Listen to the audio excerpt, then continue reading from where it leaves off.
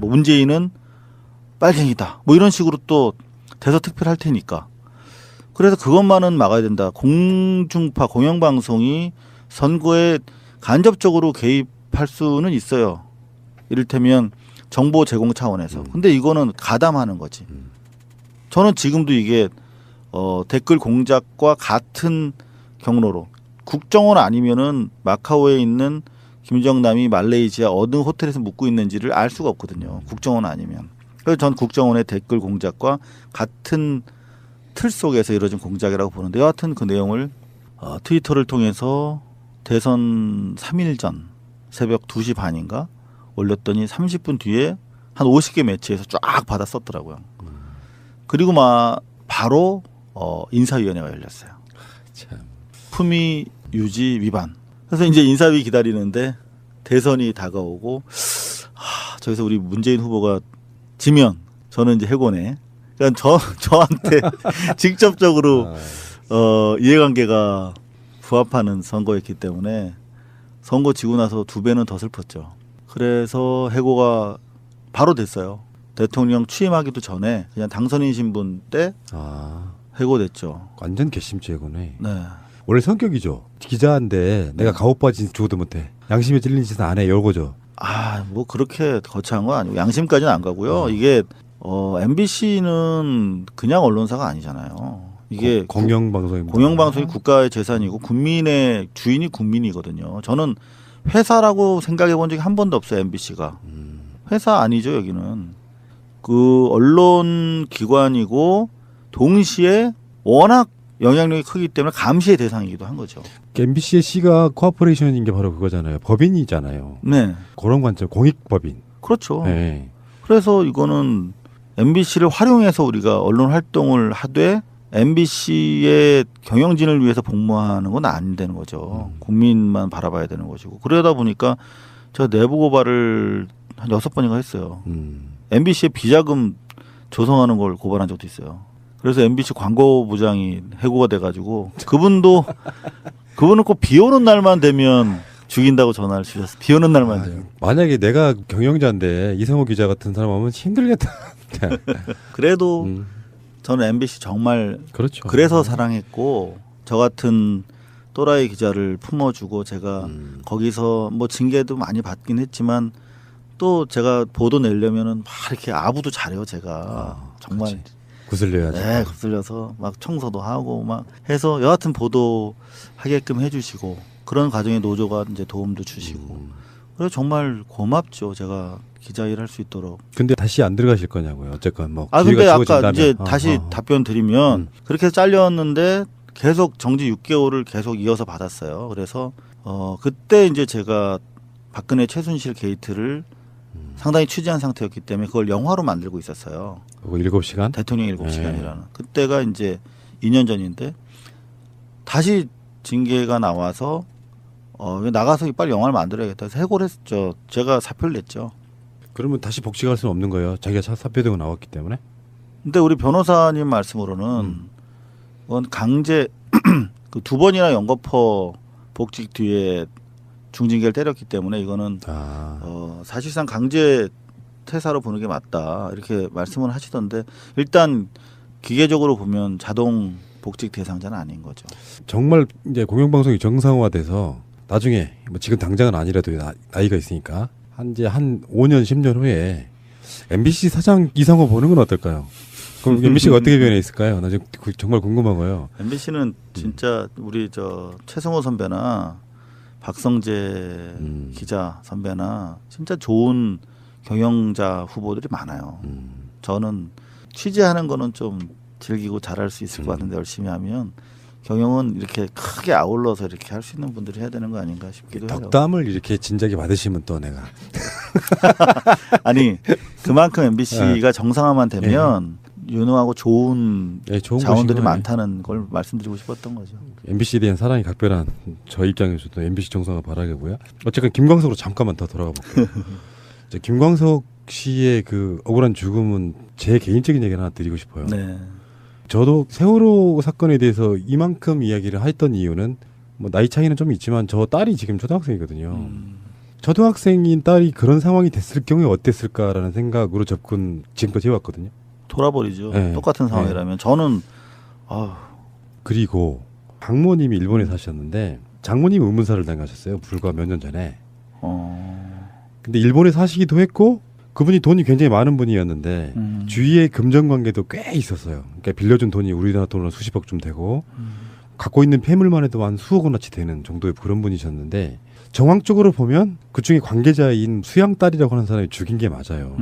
근데 언어도 안 통해 어떤 상황도 안 돼서 가장 가까운 사람이 술 마시고 심장마비 비슷한 걸로 약물 잘못 먹게 죽었다 이렇게 해서 그냥 묻혔는데 모든 의문사는 네. 모든 죽음은 다 심장이 마비돼서 죽죠. 그러니까 그게 무슨 약을 먹고 이런 상황들이 있어서 죽인 건 확실한 사람. 그러니까 예를 들면 비슷한 거예요. 죽인 걸 의심되는 사람이 새벽같이 전화를 받는지 안 받는지 확인하는 전화까지예요. 공중전화 가서. 그럼 사실 그 사람 범인인 거잖아요.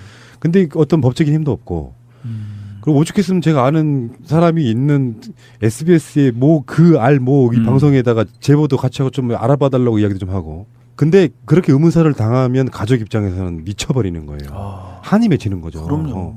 그래서 저는 이상호 기자는 그냥 기자로서의 역할을 하는 거고 그 관점을 저는 가족의 입장에서 보고 싶어요. 내 새끼 딱 30살 조금 넘어서 누구한테 죽임을 당한 거라면 그 법적인 문제는 두 번째라고 생각합니다. 진실을 밝혀주는 거. 세월호 사건도 사실은 진상규명이라는 게 그런 거 아니에요. 누가 왜 죽였는지 다시 알고 싶다는 거잖아. 제대로 밝혀지지 않았으니까. 그런 면에서 보면은 그 역할을 할 수 있는 사람은 보통의 우리 같은 사람들이 아니고 가장 좋은 건 국가가 해주는 거고요. 국가가 해주게 하기 위해서 기자 같은 분들이 나서시는 거죠. 정말 잘하시고 있는 거예요. 이게 선례가 되면 다른 사건들도 굉장히 많이 해결되지 않을까요? 정말 억울함이 이 사회 평화의 가장 적이라고 생각해요. 억울한 거. 말하지 못한 한이 쌓이는 거. 언론은 사실 별거 아니거든요. 억울함을 풀어주는 거예요. 그러니까 저는 기자 초반에 기자가 뭔가 무당이라는 생각을 잠깐 해본 적이 있어요. 그 문성근 대표도 그런 말씀하시던데. 사회적 무당이라고. 무당이 이렇게 뭐라 그러죠? 고객을 만나서 얘기하는 거 보면 소통을 해요. 평생 뭐 시어머니랑 싸웠던 며느리야. 얼마나 한이 많겠어. 그런데 무당이 쫙 이렇게 신이 내려가지고 시어머님이 돼요. 그래서 시어머니의 어떤 그런 아픔을 서로 얘기해 주면서 뭐 이렇게 커뮤니케이션 하는 걸 봤어요. 그러면서 조금 마음이 풀려서 나가더라고요. 아, 저런 거구나. 옛날에 우리 뭐 심리학 카운셀링 받기 어려웠던 조선시대 때는 무당이 저런 역할도 했겠다 하는 생각을 좀 해봤어요. 언론이라는 건 사실 단박에 뭐 행정 권한도 없고 세상을 바꾸긴 어렵거든요. 그러니까 제가 한 일은 20여 년 동안 그냥 억울하신 분들을 만나서 손잡아 드리면서 이야기 들어드렸던 거. 그게 저는 언론이라고 생각해요. 그리고 억울함 들어드리고 실제로 많은 기대를 하고 오시는데 기사가 나가더라도 크게 변화되는 거는 없더라고요. 경험적으로 보면. 저도 그 경험 많이 한 게요.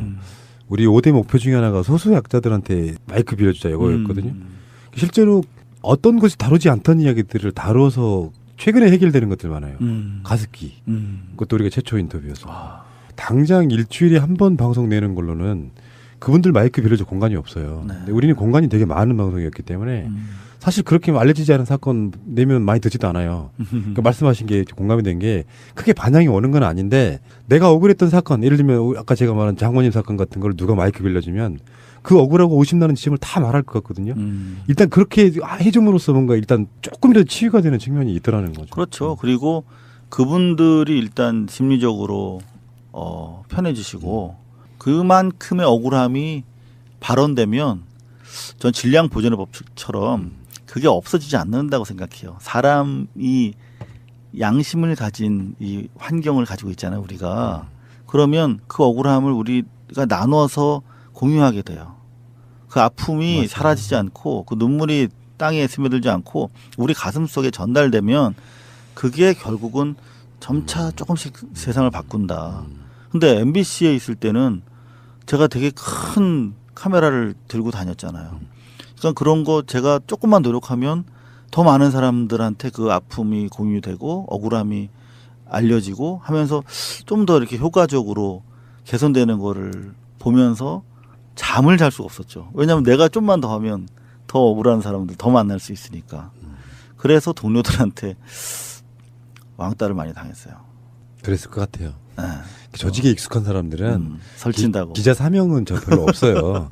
그러니까 대충 상사 눈치 봐가면서 무리 없을 만큼의 무난한 것만 하려고 하죠. 맨날 욕먹는 일을 자기 자신의 회사를 고발하는 사람이 어디 있어요. 그건 사실상 불가능에 가까워요. 이상호 아니면 불가능합니다. 근데 안 잘렸으니까 정말 좋은 회사인 거죠. 근데 이야기를 이렇게 이제 너무 분산되면 사람들이 내가 이상호 인터뷰를 왜 들었지 하면 안 되니까 김광석 씨에 대한 이야기 이제 마무리를 하자면 우리가 항상 하는 얘기예요. 이런 그 다큐멘터리 영화들이 나오면 항상 하는 말이 이 영화가 100만, 200만, 300만 가서 대박이 나면 세상이 바뀐다라고 이야기해봐야 사람들은 영화 하면 픽션으로 만들어진 드라마류를 좋아해요. 스토리 있는 거.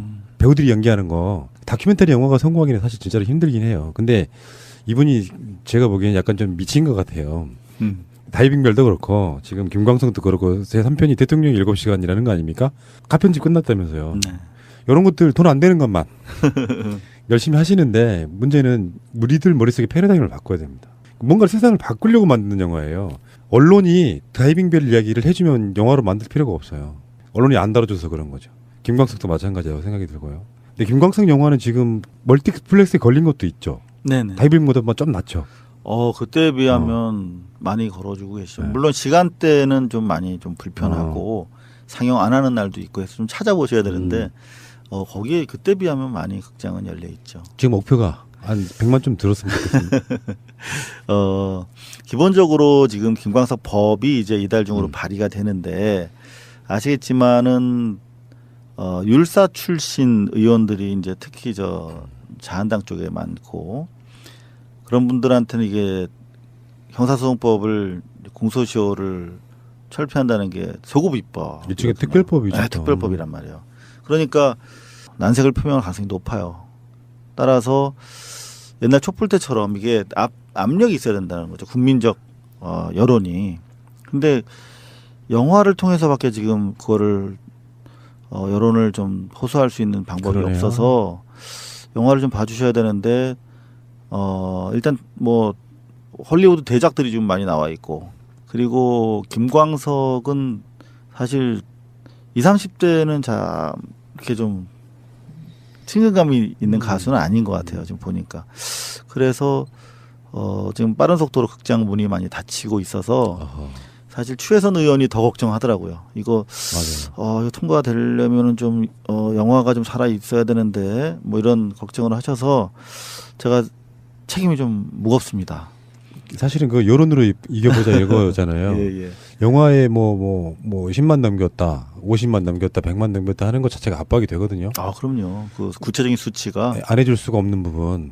그 서명운동도 지금 있지 않아요? 온라인에서 김광석.kr에서 서명 많이 해주고 계신데요. 한글 주소인가요? 아니면 한글로. 한글로. 김광석.kr. 근데 영화에 대해서 이제 제가 이렇게 사건처럼 말씀을 드리면 뭐 그것이 알고 싶다네 뭐 이렇게 생각을 하시는데 그래서 저는 제 입장에서 이거를 공론화시키지 못하면 실패하는 거잖아요. 그렇죠. 그래서 1년 동안 편집을 했어요. 영화처럼 만들려고. 그래서 영화적으로 구성을 했고 제가 변영주 감독이라고 화차 그 이전에 낮은 목소리 하신 감독님이 보시고 영화적으로 상당히 자유로워졌다 이런 말씀을 해주셨어요. 무슨 말이냐면 영화 감독 다 됐네 이런 뜻이죠. 네, 그래서 영화로 편하게 와서 보셔도 된다. 그러니까 꼭 이게 뭐 법을 만들기 위한 뭐 아젠다 프로파간다 영화가 아니라 김광석 음악을 사랑하시는 분들이라면 음악이 많이 나와요. 김광석 음악도 들으시고 또 새로운 형식의 영화로 보실 수도 있겠다 해서 좀 극장을 찾아주셨으면 좋겠다 이런 말씀드리고 싶습니다. 영화와 드라마가 다른 점이 뭐라고 생각하십니까 여러분? 저는 이렇게 봐요. 미리 사전 정보를 갖고 있는 사람이 똑같은 생각을 하고 있는 사람들이 수십 명, 많게는 수백 명이 모여서 어떤 장면에 대해서 감탄하고 눈물을 흘리고 화를 내고 하는 것을 같이 하는 것 때문에 드라마와 영화가 다른 점이라고 생각해요. 극장에서 보는 것 그게 중요하다는 거죠. 유튜브로 보는 것은 그런 의미에서는 그런 게 없는 거고 나만 이럴 때 화를 내는 게 아니구나라고 느끼는 게 숨소리 다 달라지잖아요. 그래서 영화를 보라는 거거든요. 근데 이게 지금까지 뭐 1시간 좀 넘게 인터뷰를 하고 있지만 참 매력적인 캐릭터 아니세요? MBC에서는 미워서 죽겠는 정말 꼴보기 싫어 죽겠는 사람일지 몰라도 국민들 입장에서는 저런 사람 하나가 우리 편이라는 게 얼마나 다행인가 싶은 정도의 전 그렇게 들어가 보거든요. 이런 분이 영화라는 건 어느 날 뭐 쪽대본 내가지고 드라마 갑자기 만들어내는 게 아니라 굉장히 오랜 시간 동안 기획하고 수정하고 편집도 마음에 안 들면 또 다시 하고 과정들을 거치면서 하나 작품을 만들어내지 않습니까? 제가 팟캐스트를 그렇게 해보려고 엄청 노력했었어요. 뭐냐면 지루하지 않게끔 끊을 시간을 안 주게끔 막 스피디하게 편집을 한다거나 그런 방식의 나름대로 그런 게 있었거든요. 그거를 지금 4년째 날마다 하고 있는 건데 영화는 그보다 훨씬 더 엄청난 작업이 좀 필요한 거예요. 뭐 영상도 있고 음향도 있고 모든 것들을 다 다시 해야 되는데 그거를 1년 동안 만들었다. 그건 엄청난 작업이에요. 어마어마한 돈이 투입된 것도 사실 아니잖아요. 저희가 할 건 그래도 다 했어요.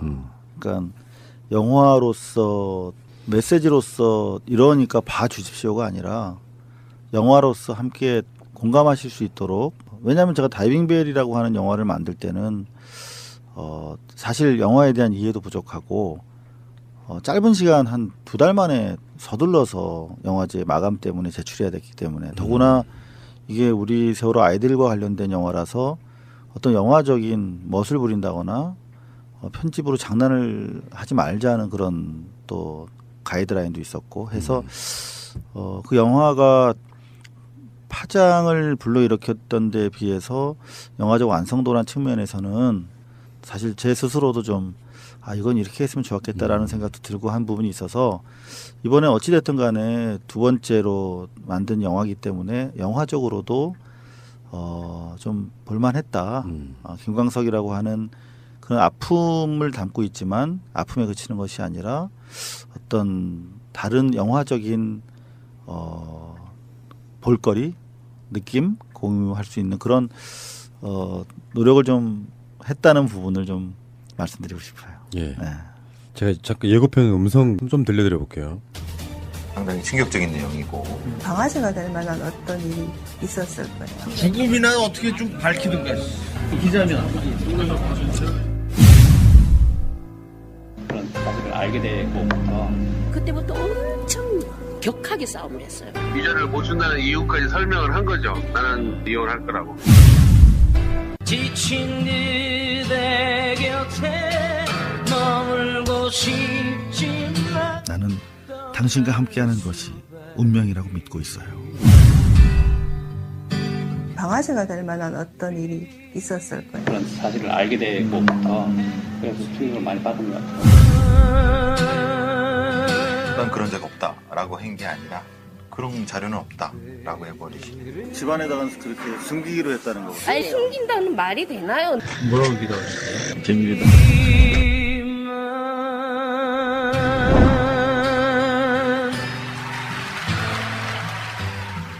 이거는 전반적으로는 음악 영화죠. 그러면 오늘 우리가 제대로 찍어야 돼. 노래 부르기 시작하도록 하겠습니다. 안녕하세요. 바람에 날려. 자살할 수 없는 구조라고 하더라고요. 상당히 충격적인 내용이고 방아쇠가 될 만한 어떤 일이 있었을 거예요. 뚜뚜루루 뚜뚜루루 뚜뚜루루 뚜루 뚜뚜루루 뚜뚜루루 뚜뚜루루 뚜루. 당신은 지금 무언가를 잊어버리셨습니다. 좋아요를 눌러주세요.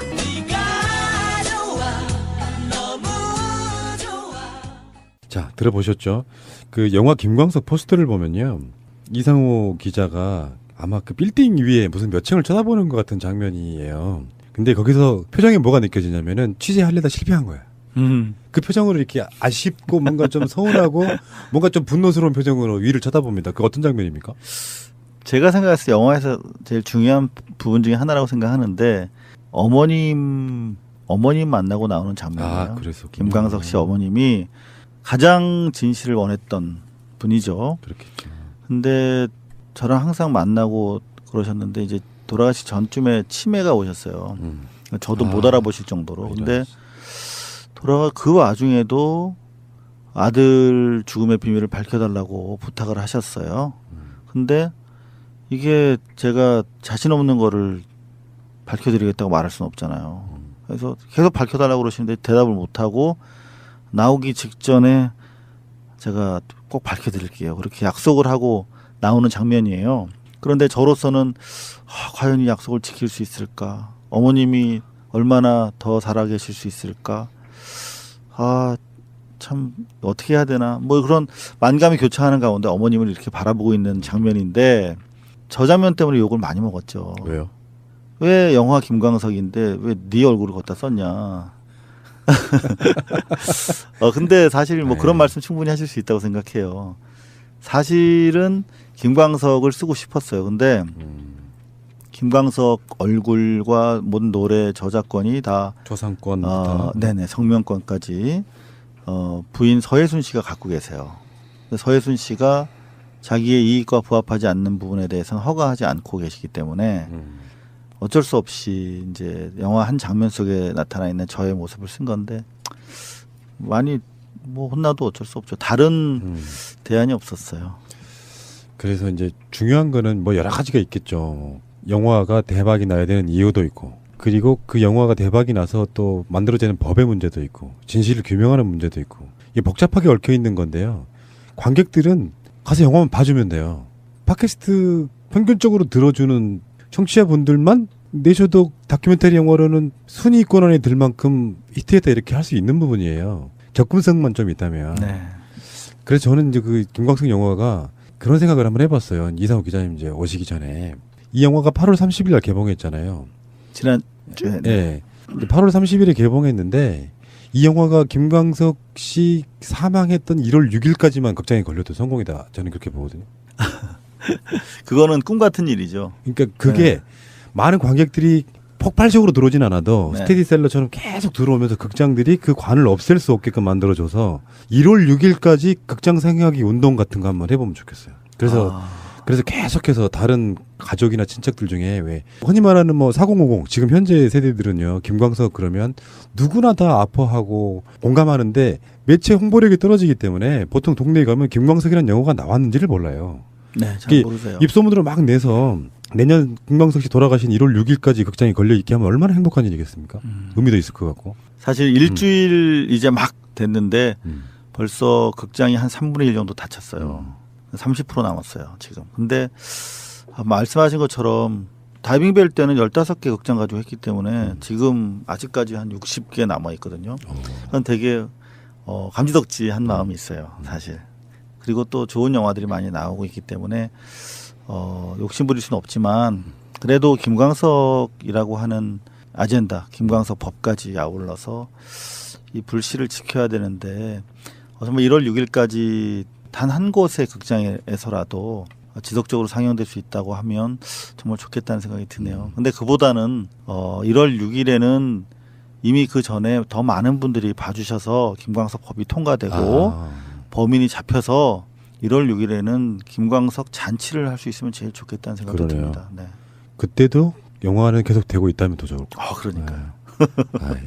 나는요 가끔씩 상황과 처해진 것과 생김새와 이름과 기본적으로 사람은 다르지만 그 공감력으로 이해되는 사람들이 가끔씩 만나요. 인터뷰하다 보면 저 사람이 왜 저러는지 100% 이해할 것 같은 사람들을 만나거든요. 그중에 한 분이 오늘 나오신 이상호 기자가 아니었나 이런 생각을 해봅니다. 왠지 왜 이렇게 짠하고 아프다니까 짠하고 열심히 해서 좋은 결과가 되게 많이 나오는 것 같지 않아서도 짠하고 해직됐다니까 짠하고 근데 그 고생했던 세월들이요 언젠가는 보상받고 보상이라는 게 부자가 되는 보상이 아니고 사람들로부터 그런 거 있잖아요. 고생했다고 한마디 들어주는 거. 근데 그걸로는 안 된단 말이에요. 영화 숫자로 보여주는 거거든. 이상호를 믿고 영화 본 사람이 최소한 200~300만 원 됐다. 뭐 이런 식의 어떤 그 규모로 이야기할 수밖에 없는 게 좀 현실이 좀 안타깝다는 생각이 들고요. 다른 어떤 매체의 인터뷰보다 더 저는 공감력 있게 오셨다고 생각해요. 자부하겠습니다. 일단 저는 이 스튜디오에 들어서면서 울컥했어요. 되게 열악한 가운데서 이렇게 지켜오셨구나. 이 촛불도 그렇고 진실을 보다 많은 분들이 새날 좀 들으시고 함께 더 해주셨으면 좋겠다는 생각이 들고 오늘 이렇게 시간 할애해 주셔서 정말 감사합니다. 텄으니까 뭐 이런 거 있잖아요. 한번 뜨면은 이상호 기자님 막 귀찮게 할 정도로 막 많이 좀 오시라고 이렇게 하실지 몰라요. 네. 고발 뉴스도 전 나가고 싶어요. 저희가 그런 식의 교류. 예. 적극적으로 모시도록 하겠습니다. 알겠습니다. 감사드리고요. 자, 여러분 김광석 무슨 영화였을까? 뭐 이미 보신 분들도 계실 거예요. 우리 예청자분들끼리 꽤 계실 텐데 김광석 언제 시간 한번 내셔가지고요. 주위에 가까운 극장에 언제 몇 시간대 있나 한번 찾아보시고요. 김광석 꼭 한번 봅시다. 저도 아직 죄송하지만 못 봤어요, 시간 관계상. 근데 뭐 문재인은 빨갱이다. 뭐 이런 식으로 또 대서특필할 테니까. 그래서 그것만은 막아야 된다. 공중파 공영방송이 선거에 간접적으로 개입할 수는 있어요. 이를테면 정보 제공 차원에서. 근데 이거는 가담하는 거지. 저는 지금도 이게 댓글 공작과 같은 경로로 국정원 아니면은 마카오에 있는 김정남이 말레이시아 어느 호텔에서 묵고 있는지를 알 수가 없거든요. 국정원 아니면. 그래서 전 국정원의 댓글 공작과 같은 틀 속에서 이루어진 공작이라고 보는데 여하튼 그 내용을 트위터를 통해서 대선 3일 전 새벽 2시 반인가 올렸더니 30분 뒤에 한 50개 매체에서 쫙 받아 썼더라고요. 그리고 바로 인사위원회가 열렸어요. 참. 품위 유지 위반. 그래서 이제 인사위 기다리는데 대선이 다가오고 저기서 우리 문재인 후보가 지면 저는 이제 해고네. 그러니까 저한테 직접적으로 이해관계가 부합하는 선거였기 때문에 선거 지고 나서 2배는 더 슬펐죠. 그래서 해고가 바로 됐어요. 대통령 취임하기도 전에 그냥 당선인 신분 때 해고됐죠. 완전 괘씸죄 해고네. 네. 원래 성격이죠. 기자인데 내가 가오빠진 죽어도 못해. 양심에 찔린 짓은 안 해. 이거죠. 뭐 그렇게 거창한 건 아니고 양심까지는 안 가고요. 이게 MBC는 그냥 언론사가 아니잖아요. 이게 공영방송입니다. 공영방송이 국가의 재산이고 국민의 주인이 국민이거든요. 저는 회사라고 생각해 본 적이 한 번도 없어요. MBC가. 회사 아니죠. 여기는. 그 언론 기관이고 동시에 워낙 영향력이 크기 때문에 감시의 대상이기도 한 거죠. MBC의 C가 코퍼레이션인 게 바로 그거잖아요. 법인이잖아요. 네. 그런 관점, 공익법인. 그렇죠. 네. 그래서 이거는 MBC를 활용해서 우리가 언론 활동을 하되 MBC의 경영진을 위해서 복무하는 건 안 되는 거죠. 국민만 바라봐야 되는 것이고. 그러다 보니까 제가 내부 고발을 한 6번인가 했어요. MBC의 비자금 조성하는 걸 고발한 적도 있어요. 그래서 MBC 광고부장이 해고가 돼가지고 그분은 꼭 비 오는 날만 되면 죽인다고 전화를 주셨어요. 비 오는 날만 되면. 만약에 내가 경영자인데 이성호 기자 같은 사람 하면 힘들겠다. 그래도 저는 MBC 정말 그렇죠. 그래서 사랑했고 저 같은 또라이 기자를 품어주고 제가 거기서 뭐 징계도 많이 받긴 했지만 또 제가 보도 내려면은 막 이렇게 아부도 잘해요. 제가 정말. 그렇지. 구슬려야지. 네, 거슬려서 막 청소도 하고 막 해서 여하튼 보도하게끔 해주시고 그런 과정에 노조가 이제 도움도 주시고 그래서 정말 고맙죠. 제가 기자 일 할 수 있도록. 근데 다시 안 들어가실 거냐고요. 어쨌건 뭐. 근데 아까 주어진다면. 이제 다시 답변 드리면 그렇게 해서 잘렸는데 계속 정지 6개월을 계속 이어서 받았어요. 그래서 그때 이제 제가 박근혜 최순실 게이트를 상당히 취재한 상태였기 때문에 그걸 영화로 만들고 있었어요. 그거 7시간? 대통령 7시간이라는. 그때가 이제 2년 전인데 다시 징계가 나와서 나가서 빨리 영화를 만들어야겠다 해서 해고를 했죠. 제가 사표를 냈죠. 그러면 다시 복직할 수는 없는 거예요. 자기가 사표되고 나왔기 때문에. 근데 우리 변호사님 말씀으로는 그건 강제 그 2번이나 연거푸 복직 뒤에 중징계를 때렸기 때문에 이거는 사실상 강제 퇴사로 보는 게 맞다 이렇게 말씀을 하시던데 일단 기계적으로 보면 자동 복직 대상자는 아닌 거죠. 정말 이제 공영방송이 정상화돼서 나중에 뭐 지금 당장은 아니라도 나이가 있으니까 한 5년 10년 후에 MBC 사장 이상호 보는 건 어떨까요? 그럼 MBC가 어떻게 변해 있을까요? 나 지금 정말 궁금하고요. MBC는 진짜 우리 최성호 선배나 박성재 기자 선배나 진짜 좋은 경영자 후보들이 많아요. 저는 취재하는 거는 좀 즐기고 잘할 수 있을 것 같은데 열심히 하면 경영은 이렇게 크게 아울러서 이렇게 할 수 있는 분들이 해야 되는 거 아닌가 싶기도 해요. 덕담을 이렇게 진작에 받으시면 또 내가 아니 그만큼 MBC가 정상화만 되면 유능하고 좋은 자원들이 많다는 걸 말씀드리고 싶었던 거죠. MBC에 대한 사랑이 각별한 저 입장에서도 MBC 정상화 바라겠고요. 어쨌든 김광석으로 잠깐만 더 돌아가 볼게요. 이제 김광석 씨의 그 억울한 죽음은 제 개인적인 얘기 하나 드리고 싶어요. 네. 저도 세월호 사건에 대해서 이만큼 이야기를 했던 이유는 뭐 나이 차이는 좀 있지만 저 딸이 지금 초등학생이거든요. 초등학생인 딸이 그런 상황이 됐을 경우에 어땠을까라는 생각으로 접근 지금까지 해왔거든요. 돌아버리죠. 네. 똑같은 상황이라면. 저는 그리고 장모님이 일본에 사셨는데 장모님이 의문사를 당하셨어요. 불과 몇 년 전에. 근데 일본에 사시기도 했고 그분이 돈이 굉장히 많은 분이었는데 주위에 금전 관계도 꽤 있었어요. 그러니까 빌려준 돈이 우리나라 돈으로 수십억쯤 되고 갖고 있는 폐물만 해도 한 수억 원어치 되는 정도의 그런 분이셨는데 정황적으로 보면 그중에 관계자인 수양 딸이라고 하는 사람이 죽인 게 맞아요. 근데 언어도 안 통해 어떤 상황도 안 돼서 가장 가까운 사람이 술 마시고 심장마비 비슷한 걸로 약물 잘못 먹게 죽었다 이렇게 해서 그냥 묻혔는데 모든 의문사는 네. 모든 죽음은 다 심장이 마비돼서 죽죠. 그러니까 그게 무슨 약을 먹고 이런 상황들이 있어서 죽인 건 확실한 사람. 그러니까 예를 들면 비슷한 거예요. 죽인 걸 의심되는 사람이 새벽같이 전화를 받는지 조선시대 때는 무당이 저런 역할도 했겠다 하는 생각을 좀 해봤어요. 언론이라는 건 사실 단박에 뭐 행정 권한도 없고 세상을 바꾸긴 어렵거든요. 그러니까 제가 한 일은 20여 년 동안 그냥 억울하신 분들을 만나서 손잡아 드리면서 이야기 들어드렸던 거. 그게 저는 언론이라고 생각해요. 그리고 억울함 들어드리고 실제로 많은 기대를 하고 오시는데 기사가 나가더라도 크게 변화되는 거는 없더라고요. 경험적으로 보면. 저도 그 경험 많이 한 게요.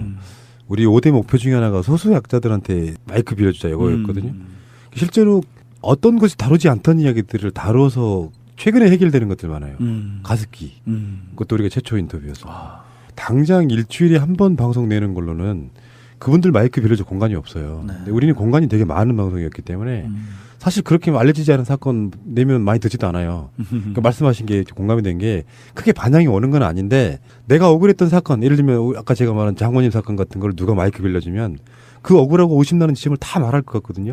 일단 그렇게 해줌으로써 뭔가 일단 조금이라도 치유가 되는 측면이 있더라는 거죠. 그렇죠. 그리고 그분들이 일단 심리적으로 편해지시고 그만큼의 억울함이 발언되면 전 질량 보존의 법칙처럼 그게 없어지지 않는다고 생각해요. 사람이 양심을 가진 이 환경을 가지고 있잖아요, 우리가. 그러면 그 억울함을 우리가 나눠서 공유하게 돼요. 그 아픔이 맞아요. 사라지지 않고 그 눈물이 땅에 스며들지 않고 우리 가슴 속에 전달되면 그게 결국은 점차 조금씩 세상을 바꾼다. 근데 MBC에 있을 때는 제가 되게 큰 카메라를 들고 다녔잖아요. 그러니까 그런 거 제가 조금만 노력하면 더 많은 사람들한테 그 아픔이 공유되고 억울함이 알려지고 하면 안 맞는지 확인하는 전화까지예요. 공중전화 가서. 그럼 사실 그 사람 범인인 거잖아요. 근데 어떤 법적인 힘도 없고. 그리고 오죽했으면 제가 아는 사람이 있는 SBS의 이 방송에다가 제보도 같이 하고 좀 알아봐달라고 이야기도 좀 하고. 근데 그렇게 의문사를 당하면 가족 입장에서는 미쳐버리는 거예요. 한이 맺히는 거죠. 그럼요. 그래서 저는 이상호 기자는 그냥 기자로서의 역할을 하는 거고 그 관점을 저는 가족의 입장에서 보고 싶어요.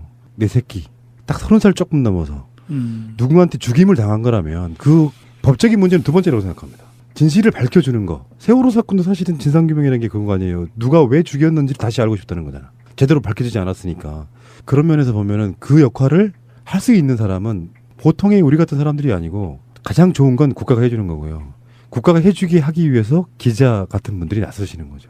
정말 잘하시고 있는 거예요. 이게 선례가 되면 다른 사건들도 굉장히 많이 해결되지 않을까요? 정말 억울함이 이 사회 평화의 가장 적이라고 생각해요. 억울한 거. 말하지 못한 한이 쌓이는 거. 언론은 사실 별거 아니거든요. 억울함을 풀어주는 거예요. 그러니까 저는 기자 초반에 기자가 뭔가 무당이라는 생각을 잠깐 해본 적이 있어요. 그 문성근 대표도 그런 말씀하시던데. 사회적 무당이라고.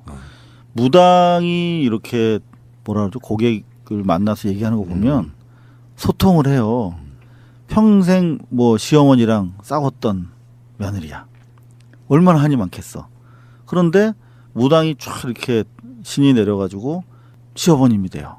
그래서 시어머니의 어떤 그런 아픔을 서로 얘기해 주면서 뭐 이렇게 커뮤니케이션 하는 걸 봤어요.